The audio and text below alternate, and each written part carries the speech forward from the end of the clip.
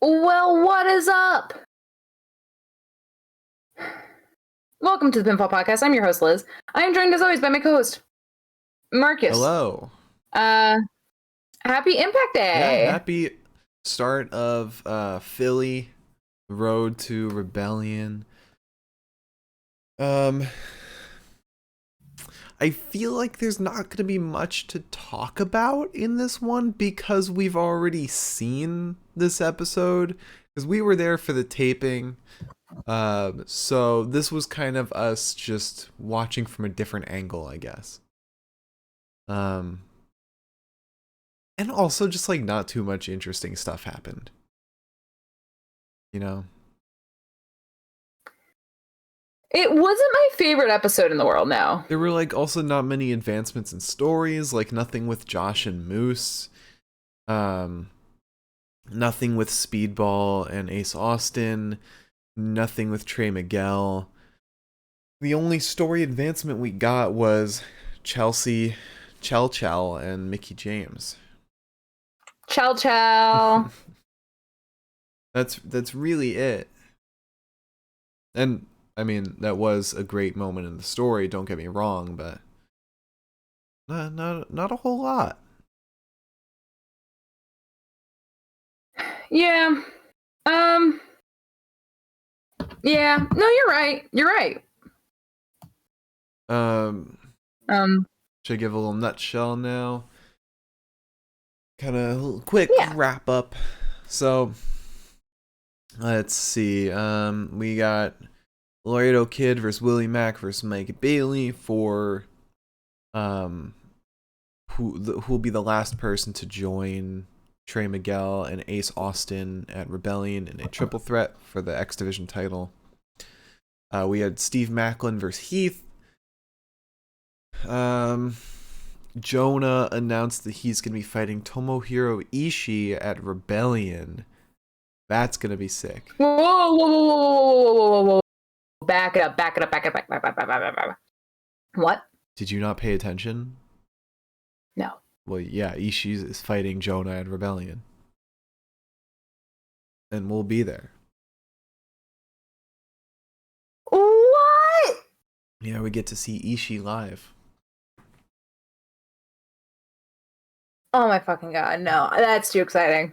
So that's gonna be a bonkers match. I'm fucking psyched about that. That's so fucking exciting. Oh my god. Yeah.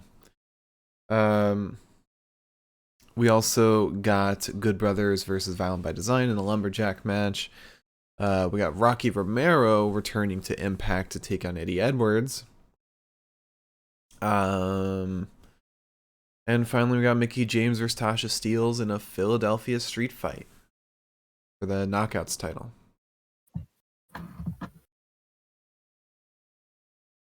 Are you just reeling from Jonah versus Ishii? I am. Oh my god, we're gonna be like 1 row away from Ishii. Yeah. Can high five him. I want to. Oh my god, stop! I was not paying attention to that at all. Really? Yeah, no, I really wasn't. Well, hopefully, oh my god. Hopefully, where we're going, we'll have good seating assignments, so that people aren't fucking shuffling around. It doesn't fucking matter. We're gonna be right in the middle. It's gonna be sick as fuck. I'm so fucking excited. Oh my god. Fucking Ishii. Yeah. What? I thought that they were gonna do like Jonah versus PCO or something. No. Ishii? I think it's multiverse of matches. They're doing Josh and Jonah versus Moose and PCO. So I guess that's where it ends. I mean, we've seen Ishii, right? Not live. Did we not see him at Grand Slam? Suzuki. Was he not at Grand Slam?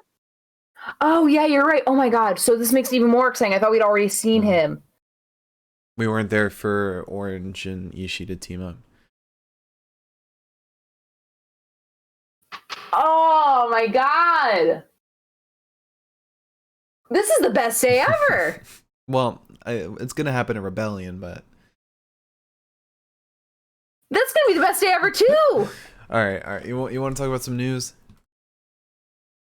Fucking yeah. First piece of news. I'm psyched as fuck. And I'm gonna change the sign.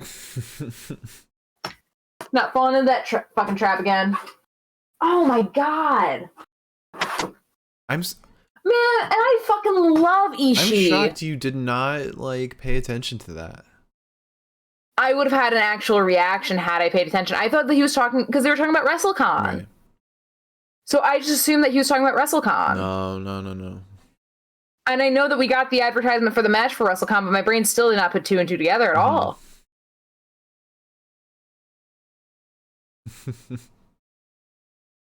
I don't ask for much in this life, and yet the big man upstairs keeps handing them down. God bless us all, every one of us. All right. Let's talk about news. First piece of news. I'm getting my eyes checked tomorrow for the first time in like 6 years. Wrestling news, Liz. Hope y'all are excited. Wrestling news. Wrestling podcast. This is the news, i.e., technically wrestling news. Anyways, I've got to pull up the news. Oh, good. I can't imagine there's much since yesterday. No, there isn't. I literally have not read a single news headline. Except one, maybe. Yeah, there's like 5, 6, 7, 8, 9, 10 pieces of news. No. Yeah. Trust me. It's not much. So let's talk about WWE. WWE apparently had plans for an NWO appearance during WrestleMania 38, which I guess is now kind of on the back burner because of obvious reasons. I don't know. Obviously, it's kind of got to do with the fact that WWE 2K22 had the special NWO edition. It is now not so clear what their plan is. Whether they're going to continue with the idea, which I think would be in good taste. Yeah, it definitely would. If they don't do that, doing it at the Hall of Fame might also be good. I don't know. Scott Hall's already in the Hall of Fame, right? Well, they did that last year. Oh yeah, they did. Yeah. So that'll be interesting. I'm excited to see, or I guess excited. I don't know, excited is the word. I'm interested to see where that's going to go. Then we also have WWE filing for a trademark for Grand Jury. That's literally, it's Grand Jury. That's the trademark. That's WWE? it. And like WWE, the Grand Jury and stuff like that, yeah. Huh. Interesting.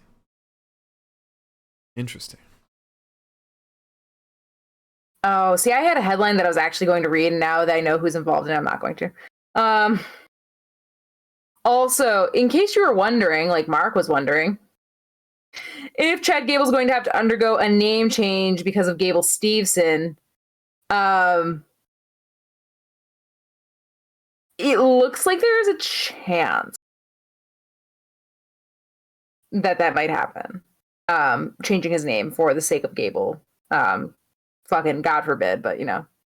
Go back to Shorty G. Gable Steveson is apparently going to go by Gable. Really? Well, he said, I'll be just Gable Steveson, which that's not just Gable. So I don't know. Figure it out, Gable.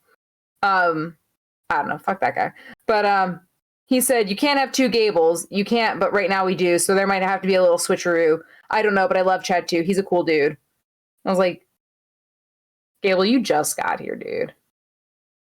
Like, yeah. I know, obviously, that gives you precedence because that's how it works in Vince's head, but still. Well, I mean, aside from, like, Roman and Brock, Gable Steveson would probably be the biggest name that WWE would have at this point. So it makes sense to prioritize him, but it does suck that we're going to get yet another name change for Chad Gable. Hopefully it's not Shorty G, but they'll make it like Shush Man. They should They should just fucking bring in Kurt Angle, manage Alpha Academy, and Chad is so in awe that he names himself Kurt Angle Jr.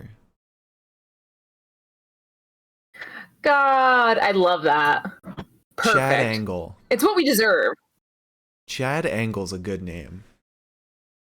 That would be really cool. That'd be a fun fucking storyline. That'd be so much fun. Oh my god. Even if they lose at fucking Mania, Kurt Angle comes in and he's like, you guys need a good teacher. Yeah.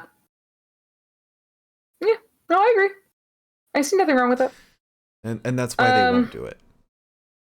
Yeah, exactly. It's fun. It's a good idea. So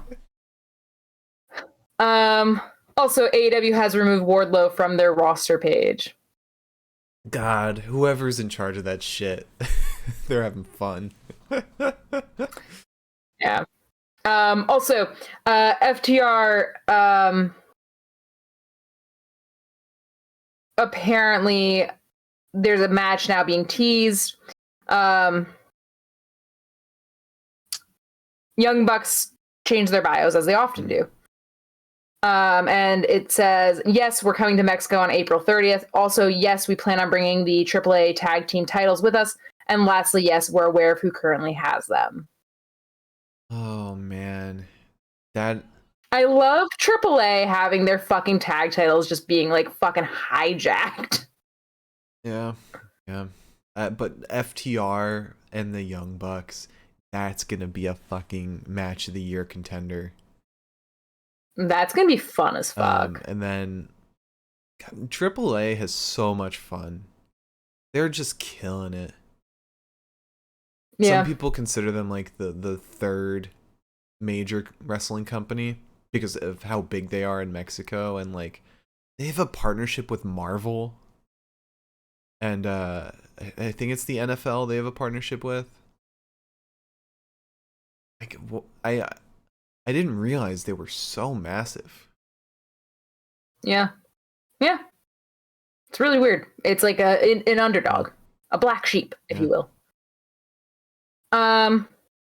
Also, we didn't catch this. AEW had their AEW awards ahead of last night's Dynamite. I saw a clip, and Hangman got his award, and he's like best or most beat down.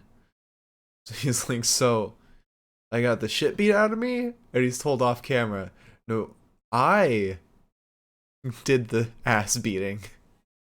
I saw that. I loved it. To go through that quickly, because I've got this and then one other piece of news, or two other pieces of news, one's quick, that I want to talk about that I thought was interesting. I missed it last night. But biggest surprise was Adam Cole and Bryan Danielson's debut, which, fair enough. Best moment on the mic was CM Punk returning, followed by Bryan Danielson calling out Kenny Omega, Britt Baker's Britsburg promo, MJF calling the Midwest Mid, and Eddie Kingston coming to punish Miro. Oh, that should be above MJF calling the Midwest Mid. Yeah, I kind of thought so too. But biggest what the fuck moment was the New Year's Eve street fight with Ty Conti, Anna Jay versus Bunny and Penelope Ford. That was followed by Matt Jackson's tacked Travis Scott shoe, MJF's Long Island homecoming, Jon Moxley and Eddie Kingston taking a drive, and then Hangman Adam Page turning down the Dark Order. Biggest beatdown, obviously, with Hangman Adam Page going 60 minutes with Bryan Danielson. Yeah. The best Twitter account was Nyla Rose, with the Young Bucks coming in after that, MJF, and then Britt Baker, and then Orange Cassidy. And I keep saying and then. It's just the other ones that didn't win. It's not in any particular order. I thought it was in order. No, sorry. It's weird how they did it on Wrestle Talk. Okay. Best high flyer was Dante Martin with Penta, Ray Fenix, Pac, and Riho. Best AEW fashion moment was Britt Baker's Britsburg jacket with Ty Conti at Full Gear. Really? Oh, yeah. Yeah, Hikaru Shida's anniversary dress, Chris Jericho as Painmaker, and Super Lee as the Toon Squad. Wow. Best tag team brawl was Young Bucks versus Lucha Bros. 100%. Which is fair. Then there was Lance Archer and Minoru versus Mox and Kingston, Sting and Darby versus 2.0, Lucha Brothers versus Jurassic Express, and the New Year's Eve street fight. There had to have been better ones then than those. Yeah, I thought so too. I didn't even think Lance and Well, that doesn't count, honestly, because we saw that live, and I feel like that had a different impact. I just hadn't heard anything about it like since it happened. Like nobody. I think it was because it was Minoru. It was Minoru and Lance coming back as Suzuki-gun. I think that was it. I guess there just had to have been better parts.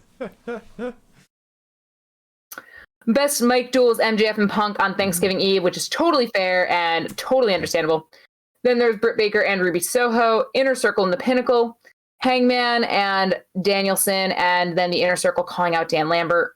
Oh God. Yeah. Best breakout male star was. Oh, I saw this one. God bless us all. It was Sammy Guevara. That's kind of with Dante Martin, Jungle Boy, Ricky Starks, and Hook as the afterthought. That's kind of dumb that Sammy won it because it wasn't a breakout year for him. No, it wasn't at all. It should have been people who like started wrestling within the past couple of years. You'd think, or like debuted in AEW recently, which works out perfectly for the best breakout star for female, which was Jade Cargill, which is totally fair, totally makes sense. Absolutely. With Jamie Hayter, Ty Conti, Chris Statlander, and Red Velvet afterward. And then Wrestler of the Year was Kenny by God Omega with Bryan Danielson, Britt Baker, Adam Page, some other guy, Hikaru Shida, and Miro. Which is a pretty stacked card. Some other guy? Yeah, I don't want to talk about him. Then after that, which I think that's probably still on YouTube, so I think you guys can still check it out if you so choose. Adam Page wore a very cute little tank top, and I loved it. Also, Heath Slater confirmed that Impact extended his contract. And the last piece of news I wanted to talk about, I just thought it was interesting. The AEW, WWE, and Impact demographics, their viewership comparison came out. And I thought it was really interesting because this was broken down into the demographics of Black viewers, Hispanic viewers, other race viewers, and white viewers. SmackDown, 25% Black viewers, 14% Hispanic, 5% other race, 55% white. NXT is 24% Black, 15% Hispanic, 6% other race, and 55% white again. Raw was a little more white at 56%. And 23% Black, 15% Hispanic, 5% other race. Impact was 20% Black, 13% Hispanic, 8% other race, and 59% white. And then AEW steps in, and Tony Khan had to make a comment about this kind of because he was like, "Oh, really?" Where Rampage is 17% Black viewers, 14% Hispanic viewers, 5% other race, 64% white. And Dynamite is 13% Black viewers, 12% Hispanic, 5% other race, and 69% white. And Tony Khan said, I've noticed that. I studied the patterns very closely, and it's something I'm cognizant of, and it's an audience that we really do want to grow, and it's very important to us, which is interesting because why would you let people make comments like they did last night? I don't know. Anyways, I just thought that was really interesting to see those comparisons side by side and to have Impact kind of included in that. It's probably... Because I didn't expect to see Impact included. Probably has a lot to do with who's the champion. AEW hasn't had a Black world champion. Right? They haven't. Which like having him as a face of your company definitely does a lot because I mean look at Roman Reigns and I would assume this would be before now, like it would include before now when Big E was WWE champion and when Bobby Lashley was WWE champion. It's putting minorities in positions of value, and I'm sure that does a lot to viewership. I completely I'm surprised agree. Impact though isn't higher. You know, weirdly, I'm not so surprised about that. I was more surprised that they were so median. Really? Yeah. Well, I guess they Impact's got a really diverse roster, I think. Maybe Look, I don't know. look at their champions, because I'm just looking at champions right now. You got Moose, Tasha Steelz, Trey Miguel, um, uh, not the tag champions. I think that's it, because the influence is the women's tag champs. Yeah. Yeah. I don't know. I thought I don't know. I've never seen the demographics broken down like that, so I thought it was really interesting. And I wanted to talk about it last night, but also we had like 15 pieces, so better off I saved it for tonight. Yeah.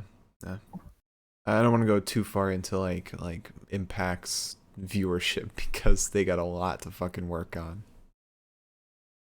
Well, what do you mean? They gotta get on a more accessible network. Access okay. TV is not good. They need to like get on a streaming platform ASAP. Like, just go on the fucking Hulu. Get on Hulu. Or get a streaming deal. Or Paramount. Paramount Plus. A lot of people have that. Or Apple TV. People love Apple TV. They got some good stuff. Not HBO Max, because that's going to be AEW's territory. Alright, you want to talk about tonight's Impact? Sure, yeah. Alright, so we started off... Let's relive it for the third time. Yeah. So Josh Alexander opens a show. He comes out and says, "After Bound for Glory, I thought I knew everything Moose was capable of. I thought I was ready, but not even I thought he was stupid enough to do what he did. Excuse me. You went to my house and went through my front door. If I was at my tipping point, you have pushed me over the edge. I am more motivated than ever to kick your ass. I'm going to do the only thing I know how. At Rebellion, I'm going to make sure you feel pain, loss, and disappointment. I'm going to take the only thing that matters to you, the Impact World title. Seeing as you have no problem stepping up to my home, Impact Wrestling is my damn home, and I left the door open." Moose comes out, and Moose says, "I understand why you're so angry, because just last week you failed to protect your family. At Rebellion, you're going to fail to get your hands on this, the belt. Besides, you should be thankful that I'm a great human being, because after Rebellion, I'm going to take another trip to your home and show your son what a true role model is. I won't fail him like you." God, Moose is fucking... He fucking hammers those nails in, those heat nails. Those, like, roasted by a burner nails right into Josh's house. The fucking face that Josh gave him, straight up blank. You could see him. He was like, "I'm gonna kill a man today." I was like, hell yeah, Josh. You know, get on it, buddy. At the Mike Romies, we should have a category for like hottest heat, or like best hottest heel. And it'll be whoever was like the biggest, meanest heel in kayfabe. Probably be like Moose, Roman Reigns, Matt Cardona. Who else had some heat? Eddie Edwards. Is there anyone in AEW who had... Oh, MJF, obviously. Yeah. That's a good category. That's a really good category. All right. So then a brawl starts, and the brawl starts to go backstage, but it's broken up by Madman Fulton and some other guys. And then Josh and Scott D'Amore are talking, and Josh goes up to Scott and says, he went in and intimidated my wife. I would have thrown him over if it wasn't for Fulton." Scott says, "Think about this. You're less than a month from making this all right at Rebellion. I sent you home so you can get focused and control your emotions." Josh says, "I've got my emotions in check as long as he stays away from my family." God, this whole story is gonna be so incredible, and it's all gonna pay off at Rebellion. when Josh wins that title. Like they've got lightning in a fucking bottle with this story. And it is, if they actually go through with it, I know Impact has made some really stupid decisions, but they better just give that title to Josh and call it a day. Wrap it up in a neat bow. So then we get Laredo Kid versus Willie Mack versus Mike Bailey, where the winner is added to the triple threat at Rebellion for the X Division title. This was a fun match to watch in person, honestly. It was so fun. It was just as fun on TV, too. Okay, so we start with cute little three-way lockup. But Laredo Kid and Bailey get knocked down. They kip up together, though, which I thought was really cute. We get an arm drag to the Laredo You ever like talking? You ever like saying words? Speaking the English language? Anyways, there's an arm drag to Laredo Kid and a Hurricane Rana to Willie Mack, and then a Hurricane Rana to Bailey from Laredo Kid, and then a Hurricane Rana to Laredo Kid from Willie Mack. A lot of stuff happening. I do love how, like, going into this match, I was like, oh, it's Laredo Kid and Mike Bailey, and like I always kind of forget that Willie Mack's capable of all the things he's capable of, and I was like, two high flyers and Willie Mack, and then I remembered Willie Mack is not like pretty light on his feet. Yeah. Him and Keith Lee kind of share that, except Willie Mack's a bit smaller. Yeah. So we get some chops to Bailey and then some rapid strikes to Willie from Bailey and a boot to Laredo Kid from Bailey. Speedball then moonsaults onto Laredo Kid after missing a kick to Mack. Mack then slaps the absolute shit out of Bailey. Just fucking decks him. Then a Hurricane Rana to Mack from Laredo Kid. Laredo Kid then corkscrews onto Bailey and Mack ringside. We get a twisting superplex to Bailey from Laredo Kid and a frog splash, but it's just not enough to pin. Laredo goes to tackle Bailey, but he gets stopped by Willie, who throws him to ringside. Bailey then crossbodies Mack. Mack rolls through with a Samoan drop to Bailey, goes for the bread and butter. Can't quite get it. Laredo Kid breaks the cover, only to get thrown down into a razor's edge from Willie Mack. Which was then Speedball breaks. It was a nice tribute to Scott Hall because he did the correct. Yes, it was very nice, and it was also nice that commentary called that out. Bailey then breaks the cover. He kicks Mack. Laredo then rolls Bailey up. Mack rolls up Laredo Kid. Bailey then rolls up Laredo Kid, who has Mack covered. So it's kind of like a two-way pin. It's a little wet out there. It's raining a little bit. It sucked. Take out the trash. It's a little. You don't have to do it tonight, you know. That trash is full. I'm taking that out. Rain, sleet, or snow. And that was a little for. He's the trash postman. That's what they call him. Willie then loads Laredo Kid out. Bailey hits Willie with the ultimate weapon to win. Yeah, very super cool finisher. Big old knees. Have you not seen No, that? I've seen it. I'm just reiterating. It's such a cool finish. Also, have you seen who's in the Ultimate X match at Multiverse of Matches? Yeah, I know Jordan Grace is in it. It's Jordan Grace, Trey Miguel, obviously, Willie Mack, Rich Swann, Mike Bailey, and Vincent. And that sounds like a super fun match. Dude, I'm halfway to flying to fucking Dallas, honestly. Honestly, I hope Jordan Grace wins it. That'd be sick. That would be really sick. Or Mike Bailey. Mike Bailey winning it would be really cool. Mike Bailey deserves so much. He booped Ace Austin, and suddenly I was like, I mean, it's got to be either Trey Miguel or Speedball that win it, because there's going to be a triple threat with them at Rebellion. Unless they're going to add a fourth, it wouldn't make sense to put the title on someone else. You know? Yeah. But anyway. We then get a Bullet Club promo. Jay says, "We all know what happened last week. We saw firsthand. I broke up that pin, but that ref didn't think so. The officials have it out for Bullet Club. I know they're not going to be happy with last week. I know they're not going to beat us.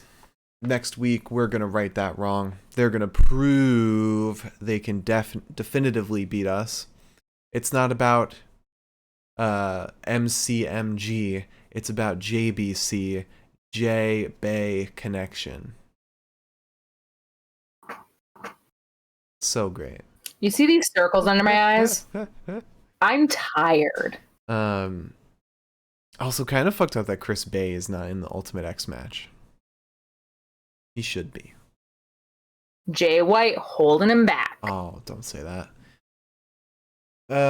So then Carl Anderson says the Good Brothers are no longer champs, and that's wrong. VBD are stepping in with us. We're bringing home what is ours. Chris Bay says, "If you didn't think you had backup, we've got your back." And then Gallows says, "It don't feel right to be light in the tights." A lot of history in Philly. It's going to be the same old recipe. It's going to be a magic killer, a 1, 2, 3, and just too sweet. Also, did you see, speaking of Bullet Club, did you see Kenta? No. I think he posted a picture recently of him or somebody doing the too sweet down low. He's just stirring the fucking pot. He really is, and it is kind of ridiculous. Let me see. Did he tweet that, or did I just like dream it? Nope, that's not Kenta. Let's see. Did I dream it? Well, maybe I did dream it. Or unless he posted it on Instagram.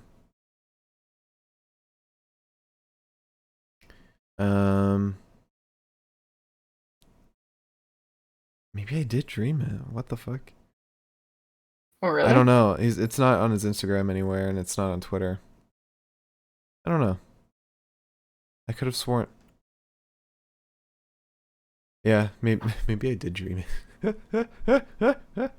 But he did say about Hikuleo and Jay White, "I got your back." He's got both of their backs at once. He would. He'd be like, "Oh, Jay, don't do that. Jay, I love you. Oh, Hikuleo, don't do that. Hikuleo, please." He just gets the refs back. That's who he's talking to. What if Kenta comes back at like Mutiny? That'd be cool. That'd be cool. I don't know how far along he is in his physical therapy, but I hope he comes back soon because he is dearly missed. All right. So then we had a promo from Raj Singh and Shara, and Raj says, "I'll show you we could be a team. I'll show you we could be a team, but you lost your chance." And then Shara says, "Indian Lion is back." And I'm glad that Raj has a friend. yeah, Raj was talking to Bhupinder. So it looks like we'll be getting Shara versus Bhupinder. So then we get Steve Macklin versus Heath. Yeah, so here's a funny story. What? Where are you? What? No, I straight up just heard our cat meow. Oh, hi. Yelled at. Oh, I heard that. Why is she yelling? Hi. What's up, bud? What's up, little bean? I don't know. It was very loud. Well, somebody did come in, Anyway, so maybe that's what she's yelling about. maybe she's like, "There's an intruder," even though I've seen him before. You're a great guard cat, Bubby. You're a great guard cat. There's also your literal housemate that's come home, so don't know why I'm being yelled at. Mm-hmm. Yell at him. Anyways, I did not take notes for this for the first half, so sorry. I know everyone's gonna be really upset. Serrano gets kicked out. That's about where I tuned in. Heath gets sent into the barricade, and then we get a backbreaker to Heath in the ring. Macklin spears him, hits. We get a flying elbow to Macklin, though, and a few strikes before a couple of big boots and a DDT, like jumping DDT to Macklin. It was like a spiking Heath DDT. wants... Yeah, there you go. Heath wants the wake-up call, but Macklin gets Heath to the mat. And then Macklin gets his boots up on the ropes to pin Heath, a dirty pin, to win. And then who comes out but Rhino? Yeah. And they lay out Macklin. Also, I forgot to mention this, but Miriam said when we were talking about Bullet Club, can't wait for the eventual Bay versus Jay feud. I don't want that. Stop. That'll break me. I don't want that. That'll hurt. It's gotta happen like years from now. Like let Chris Bay have some time in Bullet Club. Let him reunite with Finn Balor when he gets to go back to New Japan. Yeah,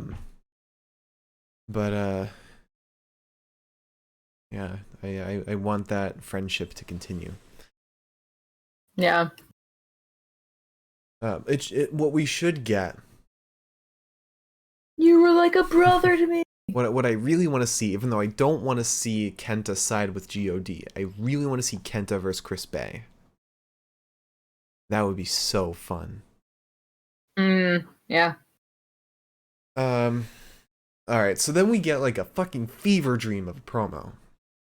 So we get All About Me. Yeah. So if you don't know what All About Me is, Tennille Dashwood hosts it, and she has the guest ask her questions. That'd be Elizabeth in a heartbeat. And her guest is, or I guess her host is Caleb with a K. And Caleb asks her, where is the first place you and Madison are going to shoot with those titles? And Tennille says, Bali. But why don't you ask me what I'm thinking? Also, this whole promo was it was like a fever dream, but it was so fun. Like, this is the first time I've really enjoyed All About Me. Caleb asks, what are you thinking? And Tennille says, where does Caleb's loyalty lie? And Caleb says, I don't know why that would be a question. And Tennille says, there's been speculation when you slid this title through Cassie's legs to me. And Caleb's like, well, you won the titles, so... And Tennille says, yeah, but no thanks to you, but I do have some questions for you. And Caleb suddenly goes, ow, my neck, it's spasming. He runs away, but he runs into the other room where locker room talk is happening, being hosted by Madison Rayne and co-hosted by Johnny Swinger. And they tell him to sit down, and Caleb's like, oh no, I gotta go. But Tennille comes in and says, no, you're sitting down. And why are you running when you have nothing to run from? And Madison says, we only have one question. Who are you loyal to? The influence or inspiration? And Swinger just chimes up, speak up, kid. Caleb says, I don't know why you would question that. Of course, it's the influence. And Madison Rayne just pulls out a whole ass lie detector test and says, now let's hook you up to a lie detector test. She hands it to Johnny Swinger, and Swinger's like, I'm not familiar with this model, but put your finger in there. Implying that he's used a lot before. And he says, I'm good with handcuffs. Fucking Johnny Swinger's the best. Bless him. Bless him.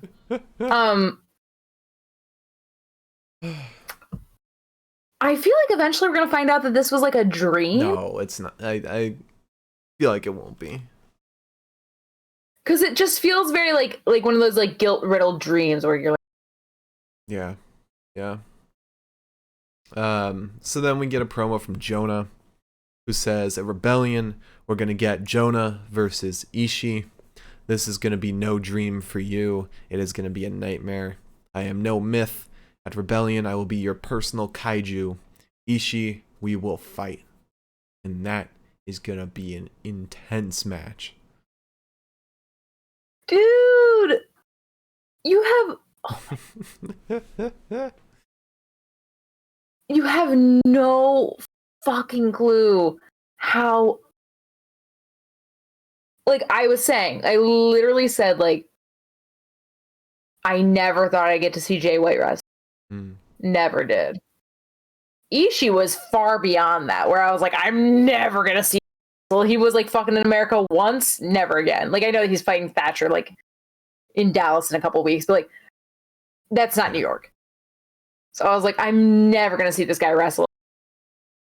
The first person from New Japan that I ever fucking recognized. And now we get to see him. Yeah. Yep. I'm so fucking excited.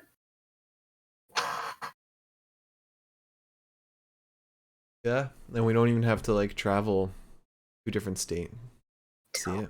We literally, you know what we can literally do? We can drop off our bags and then drive the 10 minutes to the fucking place. If we wanted to, we could fucking Uber. And it would be like $12. Yeah. I'm having like a fucking aneurysm. I'm so excited. I'm gonna like, I will fucking cry. Oh no. All right, so then before we start crying, we've got Good Brothers versus Violent by Design for the tag titles in a lumberjack match. I love this match. Honestly. Really? This was fun to watch. Okay, so I love this match in that it was fun to watch. Personally, like live, it was fun to watch. It was fun to watch because Eric Young kept yelling at the crowd. Eric Young is fucking hilarious. He's so good. Straight up, he was like, "Don't make me come out there," and I was like, "Eric, you're not."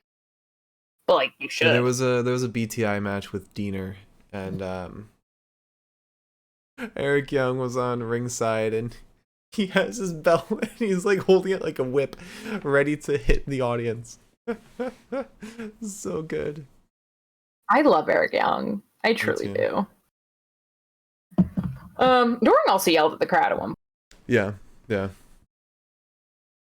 Okay, so Doring is in first against Gallows.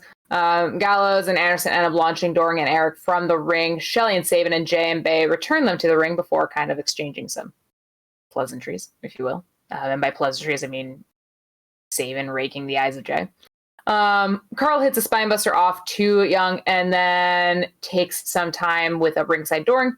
However, this distraction gets Young into a good position to throw him down into a neckbreaker. We get a jawbreaker to Doring to get Gallows and Young in. He sends Young to the mat and like in a body slam, I think. I don't really know. It wasn't very clear. We get a neckbreaker to Young though after a little double team, and Anderson gets in. Young, however, hits a big elbow drop to Anderson. However, we get a magic killer, and you think it's over, it's not. Diener distracts. Taru says, I don't fucking like distractions, whether you're a face or a heel. I don't really give a shit. He grabs Diener off the apron. But then Doring sends Gallows out. The Lumberjacks work very hard to send it back in, but not in time for Doring to dive onto all of the men. Then we get a low blow to Anderson from Mike Bennett and a climax from Taven. And then Magic Killer. Nope, Violent by Design win. Oh, yeah. Yeah. Which I thought was interesting, and I guess we're getting more Bullet Club versus Honor No More because that was stuff pertaining to that was taped. I don't know what it's going to culminate in though, or if it's going to culminate in It might result in OGK going for the tag titles. Yes, it might. I didn't even think about that. Because I was thinking about it, I was like, well, that wouldn't make sense for Rebellion because Gallows and Anderson are busy. Yeah. But now I get it. Which, okay, that'll be an annoying ass match. I'm so down for that. Are they busy, Rebellion? Yeah, and the Triple Threat Eliminator thing.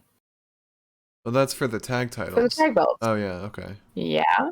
Well, they're a tag team. I thought that they were definitely in it, right? Well, Scott said if they won the belts, they'd have to defend it there. There's no guaranteeing now that they didn't win the belts that they'll be there. Oh, I'm getting it now. I'm feeling it now, Mr. Krabs. Okay. So after that match, we got an interview with Tasha Steelz and Savannah Evans. Tasha says, what Mickey and Chelsea got going on don't got nothing to do with me and my title. I thought about this. Being a fighting champ, if Mickey is going to leave Chelsea in the back, Savannah, take a break. And then we get Rocky Romero versus Eddie Edwards to lead up to Eddie versus Ishii. Yes. It's a very technical match to start off. Super fun to watch Rocky. Like, he's a really fun wrestler to watch. This is a very Japanese match. Yeah. We get a headlock takedown to Rocky, and then a same thing to Eddie. They exchange some chops until Rocky blunks the eyes of Eddie. You get a Hurricane Rana to Eddie, who rolls away, and then another Hurricane Rana ringside to Eddie. Back in the ring, Rocky hits Edwards with some clotheslines. He misses the third one, gets hit, just turned inside out by a lariat from Edwards. Eventually, he goes for the Diablo armbar, but Eddie rolls out of the ring. Rocky suicide dives onto Edwards, but that turns into Rocky getting kind of beat down ringside, like slammed into the apron, slammed into the stairs. However, back in the ring, Rocky gets a tornado DDT to Eddie, and it looks really cool. It was a really sick fucking DDT. He gets the enziguri and a flying dropkick to Edwards. He wants sliced bread, but Eddie avoids and sends a forearm to Rocky. Edwards hits the blue thunderbomb to Rocky. It almost looks like he's got it, but he doesn't. Then he gets a really nasty fucking powerbomb, like a solid fucking hit to Rocky. And then pins Romero as Romero goes for the armbar, just rolls him up. Kind of an anticlimactic finish, but it was still a good match, I thought, in my opinion. Yeah, it was very fun. Eddie starts beating up Rocky after the match, and then Gresham runs in for the save. He starts attacking Eddie, but Rocky then like kind of shoves Gresham. Crowd's like, "What the fuck?" But the Gresham explained something and was like, "Same side." And then they shake hands. And then we get Swinger's Dungeon. And Swinger's standing outside of a room. Zicky Dice walks out and he says, "That was intense. I'll do anything to get back in there." Swinger says, "Before you dive back in, we need to do a one-on-one. I can't just throw you out there all by yourself. This is a driver's permit stage. Make sure everything goes smooth." And Zicky's like, "Wait, in here or in the ring?" Swinger says, "In the ring, daddy. We'll challenge some chumps next week. Call it the Chump Chump Challenge." God. Amazing. Alright, so then finally we get Mickie James versus Tasha Steelz, Philadelphia Street Fight for the Knockouts title. Okay. Yeah. Oh, hey, Screamy. Hey. Okay. You wanna come over here? Okay. I got yelled at again. Poor little baby. Oh, hello. Yes, okay. So let's start the match. So to start, Mickie throws a trash can lid at Tasha, who's like posing up on the ropes. And then we just kind of get a little ground pound. We get a big slap to the face of Tasha. Mickie loads Tasha into a trash can. It was a very anticlimactic bump, though. Like, it really didn't do much of anything. Tasha takes a chair out. Mickey throws a trash can to Tasha, but Tasha kind of avoids it. Then Tasha gets a chain around the throat of Mickey. Mickey gets sent into the corner, and they hit each other with chairs. Then Savannah's there. She's getting involved. Mickey goes to kick her, but Savannah avoids it. Mickey nearly gets powerbombed into a table. Nearly. And then Savannah turns it around. And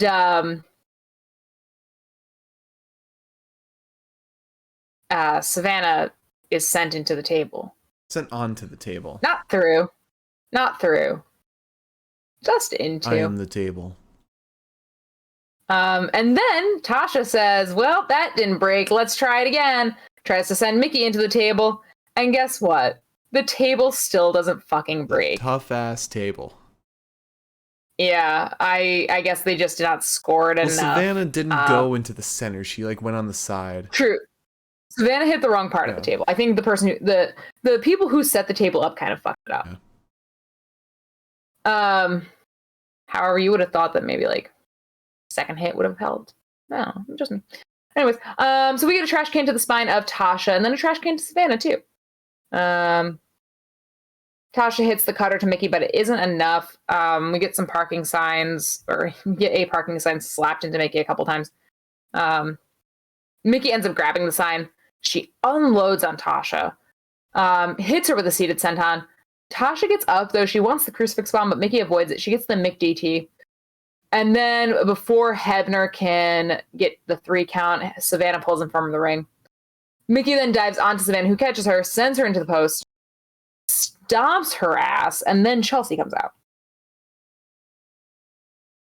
Chelsea looks like she's about to like fucking beat up Tasha and Savannah, but she's not. She just sets up a chair and sits there and watches. Tasha hits the frog splash onto Mickey. Tasha wins.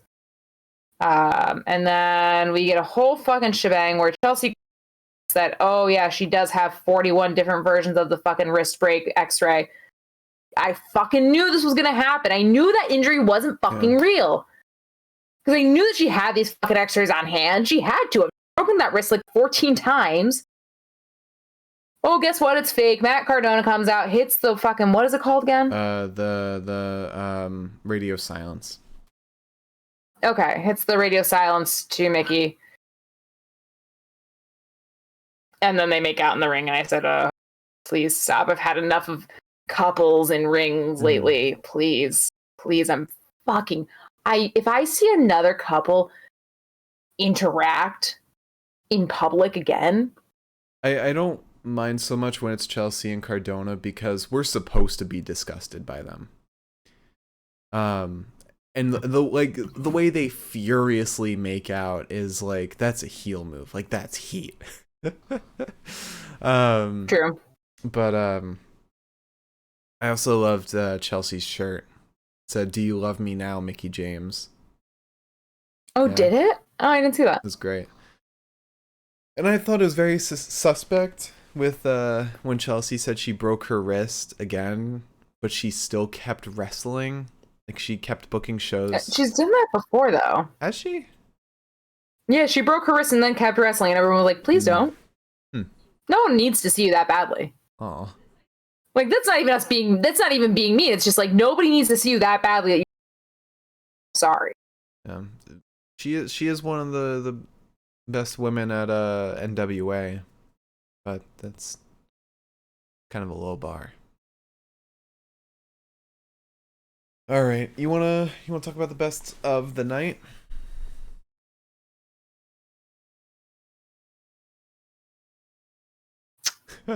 Wow, this has been one long news segment.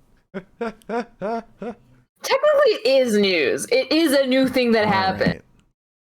You know, I miss when you were calling me out about this.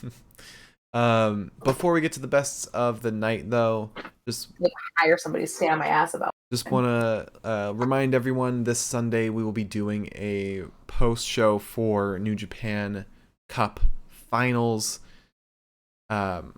It could either be Okada, Naito on one side, or Zack Sabre Jr.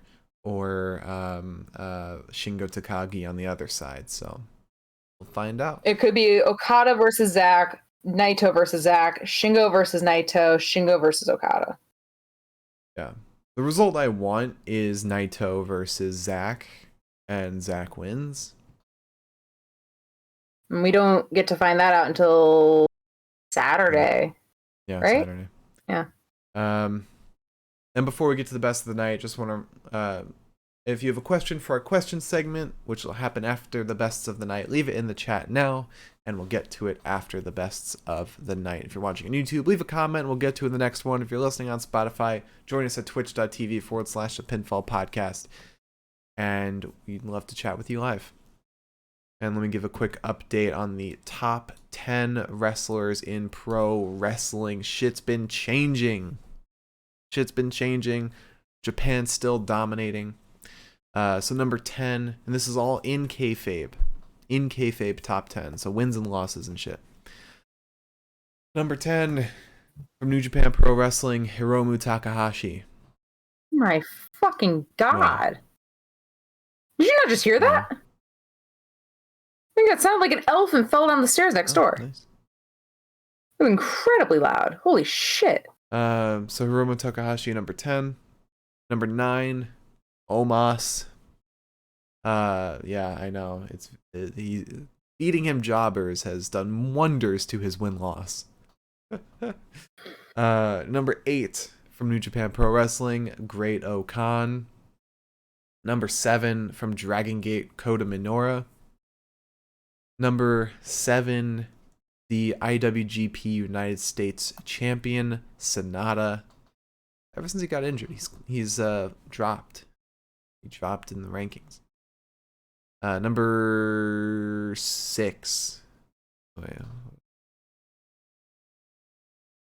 10, 9, 8, 7, 6. Number 5. From New Japan Pro Wrestling, Shingo Takagi. Number 4, from Dragon Gate, Kaito Ishida. Number 3, also from Dragon Gate, Yuki Yoshioka. I think it's the Twin Gate champion. I really want to watch Dragon's Gate. I've heard like really good things about it. Especially since that's where Shinsuke came up from. Is that on Wrestle Universe? Might be. I don't know. Or it's its own streaming service.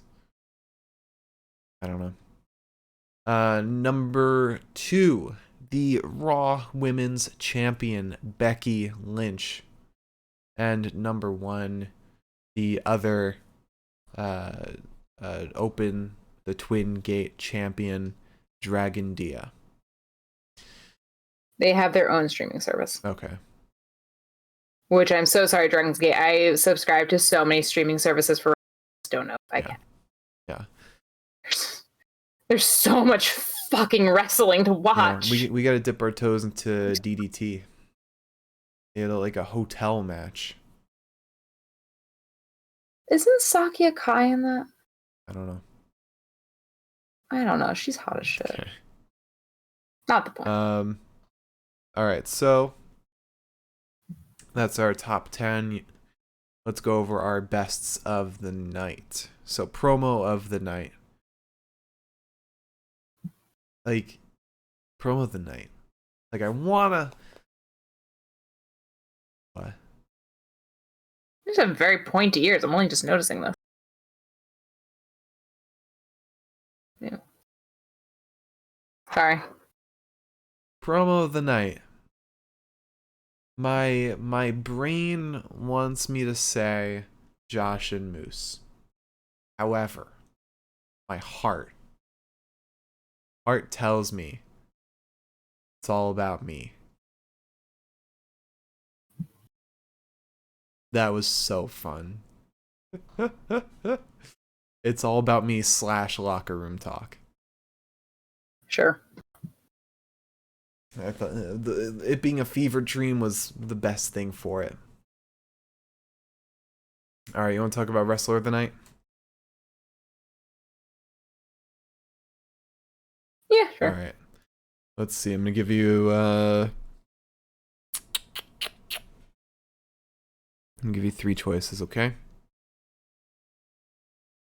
Yeah, 3 choices. Ready? I don't know what you're looking at, but eyes up here. Eyes up here. Okay. Mike Bailey, Willie Mack, or Rocky Romero? Mike Bailey. Really? I was gonna say Willie Mack. That man's impressive.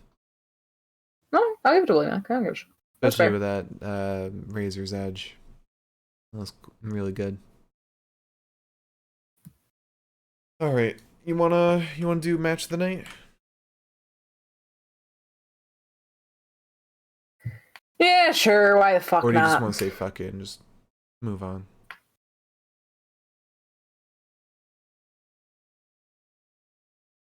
Are you gonna answer the question? I thought we would. Why would we say fuck it? I'm joking. Oh, okay. You say things so seriously sometimes.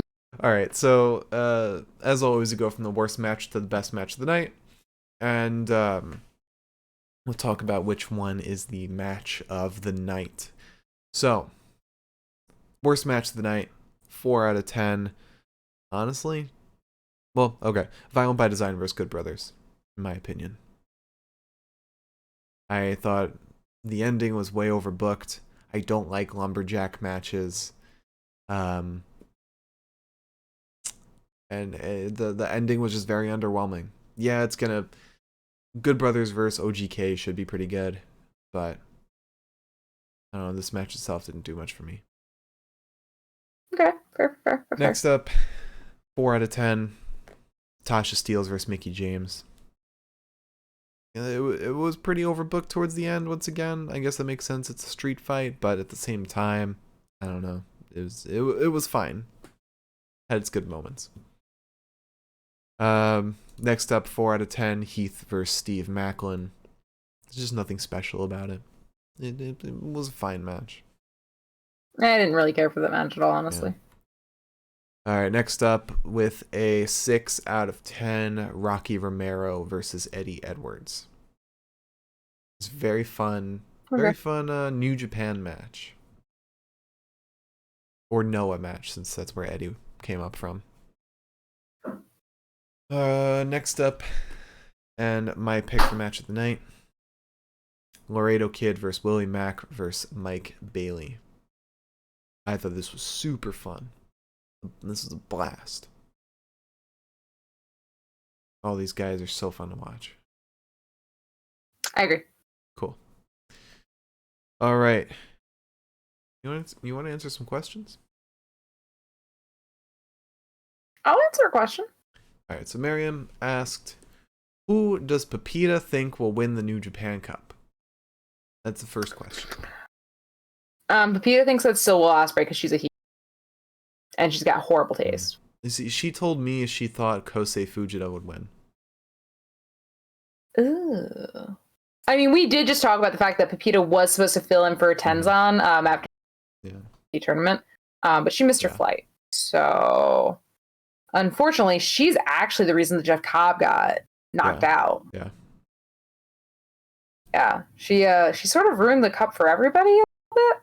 Yeah, because she was supposed to fight Okada, right, and then fight Jeff Cobb in the semifinals. Right, but it is what it is. I think she's gunning for Naito. I think she likes that he wears the full suit to the ring. Yeah, but she said her dark horse was Kevin Kelly. Oh, I have heard her talking about that. I think that she's got maybe got a point. Who am I to say? I don't think so, but yeah. And Miriam, he's vocal. Miriam's other question was, what women from AEW would you like to see in Impact challenge for any of the Impact women's titles? Knockouts, tag titles, or Deanna's double titles? Ooh. Britt Baker. She's not champion anymore. She can travel around. Yeah. And they're friends in real life, so that'd be interesting. I feel like Britt's a very good choice. I wouldn't mind Chris either. Because Chris doesn't do. I mean, Chris obviously isn't a feud, but like, I'm just saying, like, were she not in the feud, I think that'd be awesome. Jamie Hayter. Oh, Jamie Hayter. That'd be fun. Oh, let's pick someone for each title. So for knockouts against Tasha. For the tag titles against The Influence, and for Deanna, either of Deanna's titles. Easy peasy lemon squeezy. Oh, okay. Okay. I got mine. Against Tasha, we got Chris. And against Deanna, we got Jamie. Against well, for which title? Against Deanna. Yeah. Ring of Honor. And then for the tag titles, I'm putting Penelope in the... Penelope and who? The bunny. Sorry, your mic's kind of been cutting out a little bit. I like that you have waited till the end of the podcast to Hasn't really been a problem. All right. So knockouts against Tasha. I'd probably put in Jade Cargill against The Influence. I'd probably do Penelope and the Bunny as well. And against Deanna for the Ring of Honor belt, Britt Baker. For the Reina de Reinas title, Ty Conti. Oh, okay. I think Reina de Reinas, I'd put Anna Jay up there. Really? I think it's fair. Yeah. Okay. It'd be interesting. Yeah. All right. Well, that's all the questions we got. Liz, would you like to close out the show? Yeah, sure. Let's talk about... I don't know, guys. I looked at Yankees news. I'm feeling sad. Okay. Hi. If you tuned in tonight, thank you so much. And if you tune in the future, thank you so much. We appreciate it. If you enjoyed this, come back on Sunday. Yeah, Sunday. For our New Japan Cup Finals podcast, where we're going to talk about the finals of the New Japan Cup. And either I'm going to be really happy or I'm going to be fucking mad. Or like, not unhappy, but not pleased. Okay. There's like 3 ways this could go. So yeah, please tune in. It'll be super fun. You'll get to watch me talk about the one show that I consistently love no matter what. So yeah, that'll be happening Sunday. And then next week will be our regular shows. Thank you all so much for watching. Follow and subscribe. All of our handles are up here. Twitter, YouTube, and Twitch are all the Pinfall Podcast. Same with Spotify. Twitter is at Pinfall Podcast. I'm at the Mark Cameron. Liz is at Eliza Elaine23. And we'll see you all on Sunday for New Japan Cup Finals. Thank you all so much for watching once again, and we'll see you on Sunday.